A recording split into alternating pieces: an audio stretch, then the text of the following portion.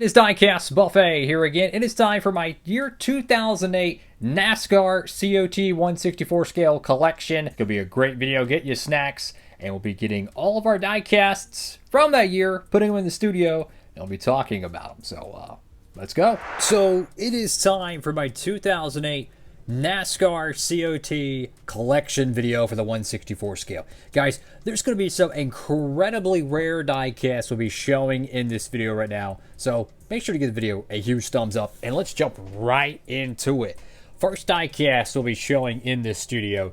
It is a 2008 Jimmie Johnson Lowe's Chevrolet Impala. This is the boxed version, not the winter circle. You could tell that by obviously the clear coat's much thicker on this, but it has the winglet sponsors as well. So in other words, it's the better, higher quality version of those things. They're rarer, but you know, it's a better version of it. This is an example of a winter circle line one. It doesn't have any winglet sponsors, and the clear coat, it's still very, very good, but it's not as thick as the they call it the pit stop version, the Gold Series, ARC, whatever you want to call it. I just call it the boxed version. It's Kevin Harvick's primary. 2008 was an interesting year for Harvick, to say the least. Next one here is going to be David Ragan. Yeah, a lot of people forget he drove the number 6 car. He had a buttload of diecasts that got made during his AAA days. That's the primary paint scheme right there. You probably remember a lot of these cars from NASCAR 09. That was a childhood game right there, guys. Got Kevin Harvick's Reese's car from 2008. A very beautiful paint scheme. Love those Harvick Reese's cars. This car, oh my goodness, is one of the most underrated paint schemes of 08. Is the Alltel Dodge Charger for Ryan Newman. He won the Daytona 500 in this paint scheme, but the blue is actually metallic. And yes, this is the Gold Series boxed version, so you even get the winglet color to it. That is such an underrated car. We got Juan Pablo Montoya's 2008 Texaco Havoline Dodge. Now, what's interesting is the 07 version of this car is gloss, but the 2008 version is matte, and it even has kind of a pattern of a flames in the background, which is really cool. That's another great piece. Man, how many paint schemes from Juan Pablo Montoya never got made? It's a freaking shame. He had a bunch of great diecasts that could have got made. Here's Denny Hamlin's FedEx Freight Toyota Camry. A lot of Denny Hamlin COTs in my collection. This is Sam Hornish Jr.'s rookie car from 2008, the Mobile 1 Dodge Charger. Hey, I tell you what, there's a lot of great Penske Mobile 1 cars they could do a throwback to. Obviously, they're, Penske's Quaker state nowadays, but regardless, like Christopher Bell and company. This is the Budweiser Casey Kane car. What's interesting is that this car was produced with a colored window net. Now, they made this in the Winter Circle line, and I think they also made it in like a collectible plastic clear case with a base. It's just interesting how it actually has a black window net, which, is pretty cool, but it's just very different. So anytime you see like a custom donor that has that, and it wasn't painted, it probably came from a 08 KCK. Here's Matt Kenseth's primary. He'd win the Daytona 500 the next year, but, the 2008 DeWalt Ford. Love that paint scheme. Ooh, this is a good one. 2008 Jeff Gordon primary. I mean, that is one of the most, I think, etched paint schemes in my mind. And the reason why is because of NASCAR 09. Everywhere you go in that game, you see Jeff Gordon, and it's the 2008 paint scheme, Kyle Busch's primary, a little bit of a Larry McNugget with this paint scheme. This is based off his Daytona 500 car, where they originally were going to run silver numbers, but they actually changed it over to white, I think, prior to the Daytona 500. I think he might have ran this either in practice or the Bud Shootout, but eventually they did change it very early in the season, if my memory serves me correct. He went on to win a boatload of races in 2008, including Toyota's first ever NASCAR Cup win at Atlanta Motor Speedway. Here's Mark Truex Jr.'s primary car. Truex had a absolute megalodon amount of paint schemes, and yes, you are correct, they didn't get made either, which is another shame. This car it's real, but it's kind of a fantasy at the same time. Dale Earnhardt Jr. All-Star Racing test car, something like that. I don't know if it was a test car or a commemorative car, whatever it is the number 5 All-Star Racing car. I have to do some more knowledge on it. Anyways, I try to only collect the realistic stuff. I'm not a big fan of test cars for my own collection. I think they're awesome. I just personally don't go out of my way to collect them. I like the stuff that was on the racetrack personally. Here is another beautiful Kyle Busch paint scheme. The guy had like 6,000 paint schemes every year back in his M&M's days. And I say that in a good way, by the way. I love the alternate cars the Mars Camp brought out. This is the Combos car. It's the promo edition of this diecast. The reason why I can easily tell it's a promo is the side window. We're going to learn something today, guys. I'm going to teach y'all. The side window on the M&M's car down there has kind of an arch, right? This one has kind of a Gen 4 Monte Carlo rear. That is how you can tell which one is the promo mold, the Combos car. Because they did make the normal Toyota Camry casted version of this car. So that's just a little bit of a learning curve. Because it makes me feel old when I say this, but there is a generation of fans that never collected COT diecast when they were brand new. It's kind of crazy, but there is. There is a generation of fans that never collected them. It's crazy. But that's the reality, so it's kind of good to, for the people who might be watching this video years from now to kind of go back, oh, okay, that makes sense. Here's a absolutely awful custom I made back in 2018. It is, well, the Clint Boyer Jack Daniels car. This thing was made with paper, custom decals. It's awful. Anyways, this one actually ran on the racetrack. A lot of these Realtree cars from the COT era, I don't even know if they even ran, but this one did apparently at Charlotte, I think in the fall. It is Kevin Harvick's Realtree Shell Pennzoil Impala. This one is one of my favorite Dale Jr. paint schemes of all time. It is the Amp Energy Mountain Dew car.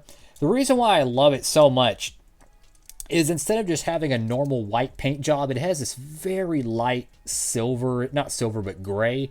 And the amp on the hood is actually metallic green. Like, it's just layered over it. The green is such a beautiful shade. I don't know what color it is. I don't remember the actual name for this car. It might be the Fan Vote or Get on the 88. They had a couple promotion joints for the Amp Energy sponsorship, and they had a specific name for them. I don't remember what that one was, but regardless, it is one of the coolest Dale Jr. cars in my opinion.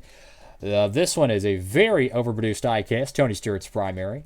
He did win a race in 2008. That was driving the Subway car in 08 at Talladega, which some people say he never won that race because it was Regan Smith that should have won it. Anyways, you got Mr. Dale Jarrett. You got his, what is this? Signed, sealed, and delivered UPS car. Now, what's cool about this paint scheme is that there are so many small photos on this diecast. You can even see the number 88. I don't know if you can see this, but in person you can. But right here, that is the Robert Yates Racing Ford Taurus UPS car.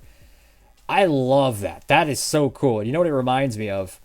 It reminds me of Terry Labonte's car that he ran in 2014. It was his final ride or whatnot. And the diecast actually got made for it.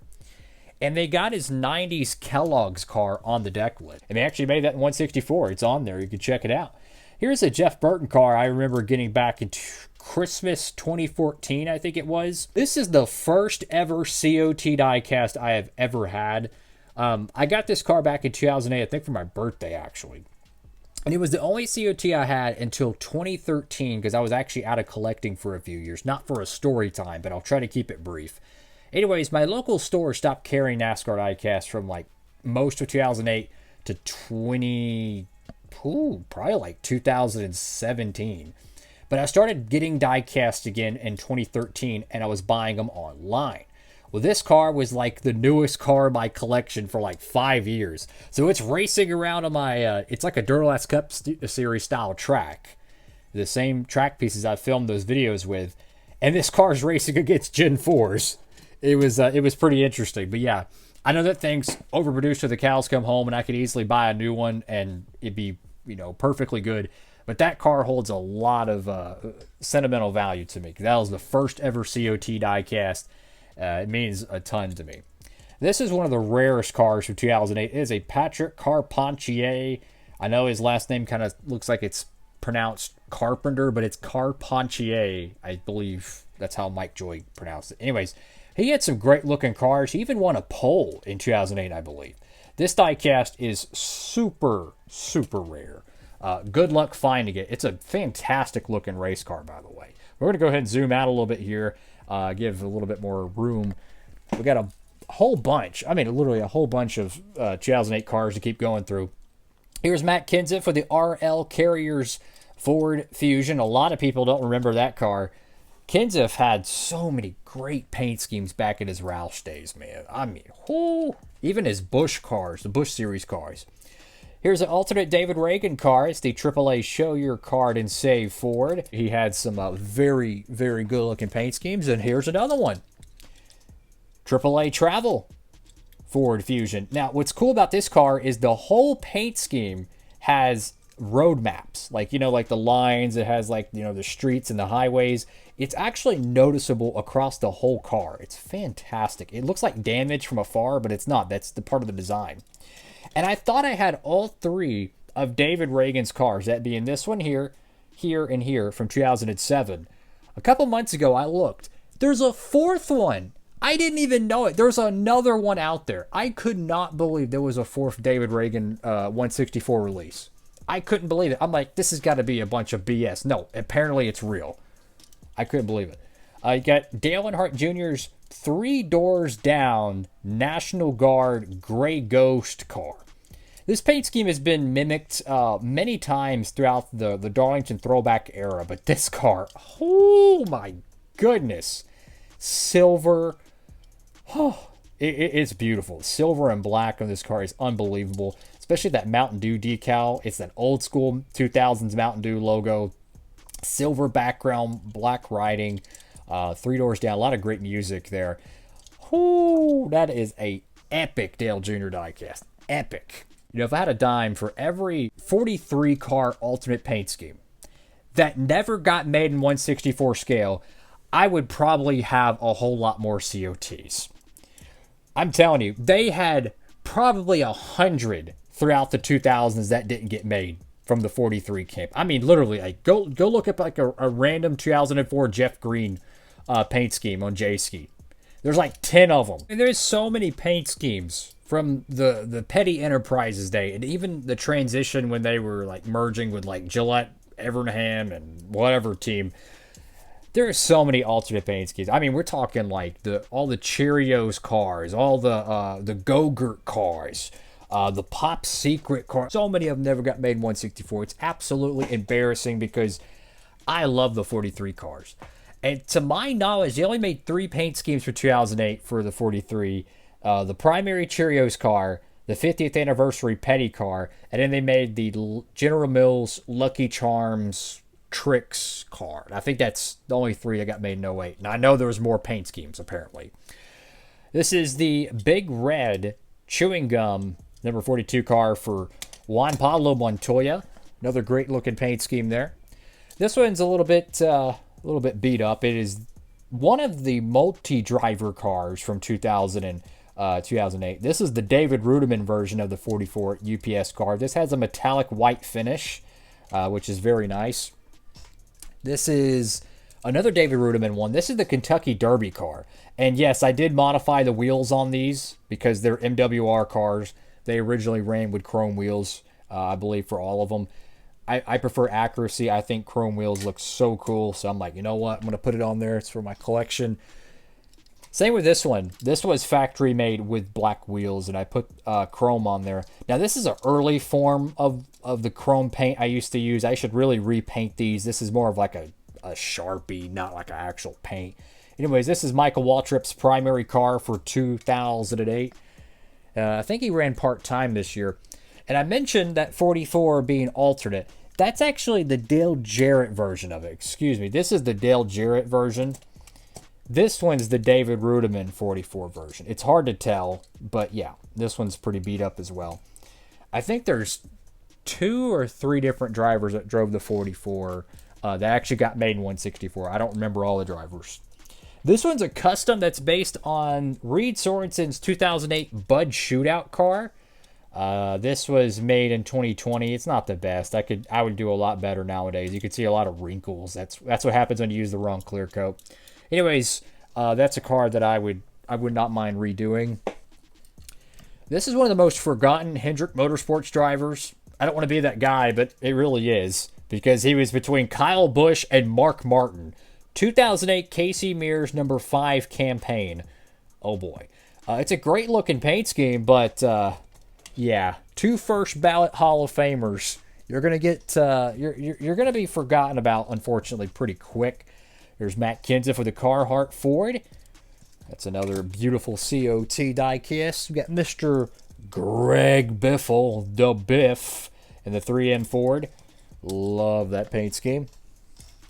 Now, this is another point of forgotten NASCAR history, is the number 8 in 2008.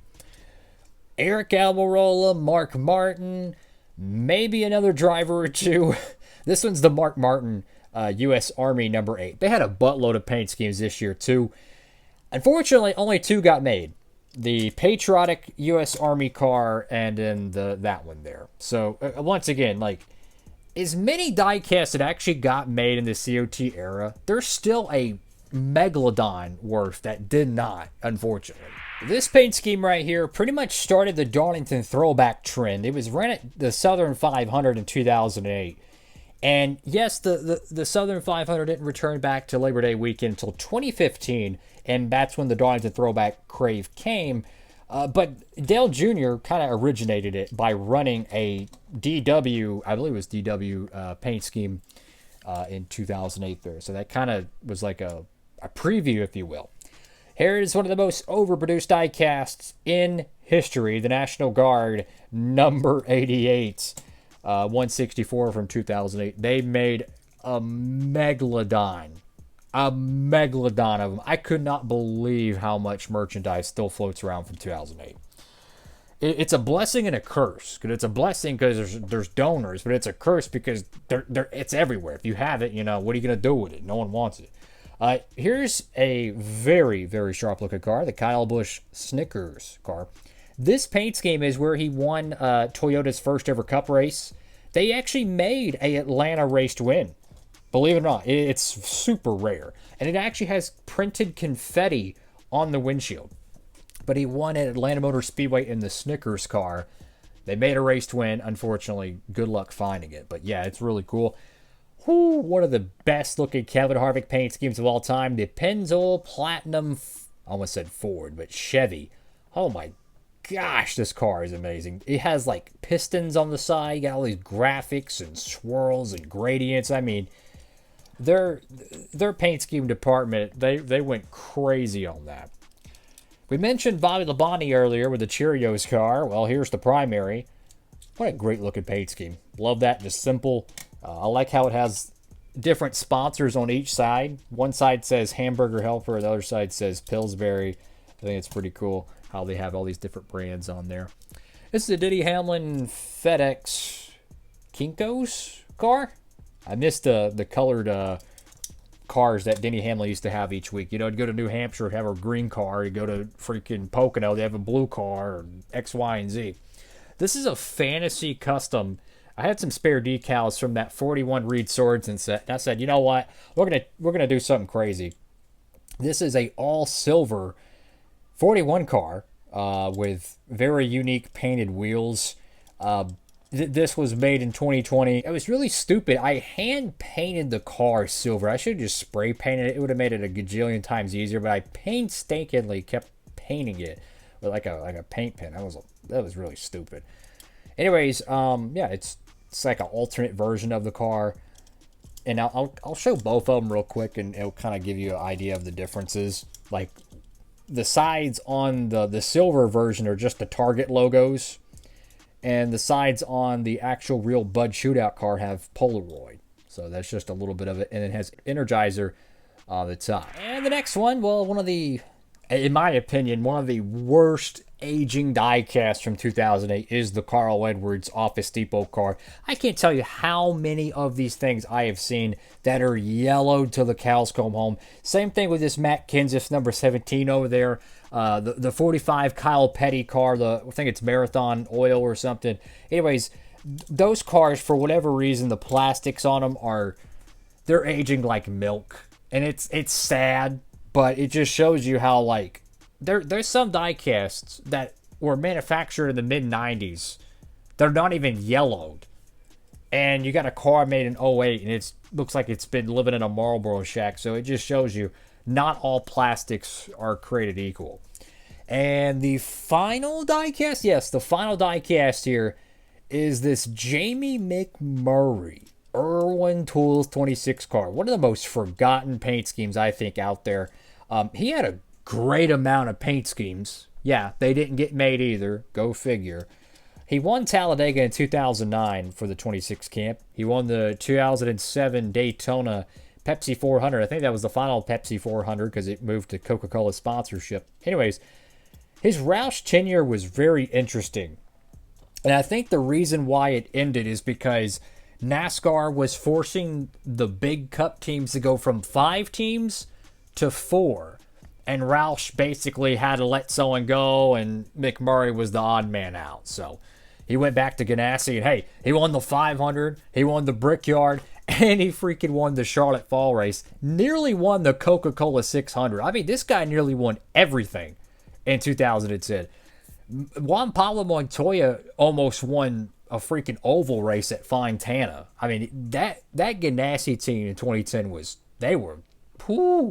that was arguably their best year ever, to be honest with you. They were going crazy. Enough of me ranting about 2010's NASCAR history. Anyways, a lot of cool diecasts here. Which one's your favorite? My favorite one from 2008. That's such a tough one. I mean, out of all these cars here, which one would I pick to be my favorite? Probably this one. No, dang, that's a tough question. Probably this one. The Pennzoil Platinum car would probably be my favorite one. I love really detailed paint schemes. The Valvoline Patrick Carpentier is really cool too. There's so many good cars, but if I had to pick one here, guys, for the sake of the video, we're going to go with that Platinum Pennzoil Kevin Harvick. Make sure to comment down below which one of these cars is your favorite. I mean, my 2008 diecast collection, it's not as many as my 2009, and it's not as many as my 2010. 2010 is very heavy on there, and as well as my 2011 and 2012. There's a buttload of cars there too. But yeah, 2008, it's interesting because that was such a transitional era for the sport. First full year of COT. The quality was still really, really good. Then you have the economy, and that kind of fluctuated the die casts that got made, you know, the production amount, which made them much rarer. It's such an interesting era for the sport, to be honest with you. But yeah, I definitely need to increase my 2008 collection capacity. There's so many great paint schemes, guys. I mean, you could just pick one driver, freaking Casey Kane, and you could probably make so many awesome diecasts from his 2008, 2009, 2010 run. But 2008 alone, if I could add more to it, one paint scheme that I would love to have is Jeff Burton's 2008 Olympics car. He ran an Olympics AT&T car, and I've always wanted that piece. I don't know why. There's just something really cool about it. There's some great Patrick Carpentier paint schemes. I'm trying to get this camera to sit. There we go. That's all for now. Thank you all for watching. Again, give the video a huge thumbs up. Share with your friends. You know, it costs you nothing to give the video a thumbs up. It lets YouTube know, hey, you enjoy this content. These collection videos, there's a lot of effort that goes into it because I actually had to take all these cars out. I had to dust them, got to get them cleaned up, got to get my lighting set, got to get my studio set, got to get my coffee ready because a lot of talking, a lot of BS there. These collection videos are fun. I enjoy doing them. You know, some people, they might do a collection video. They just take a camera and they just pan it over their shelves. Well, that's cool and all, but I actually like talking about the cars. I actually like showing the cars, and what better place to do so than in the studio where you can get the lighting and all that good jazz there. So that's all for now. Diecast Buffet, signing off.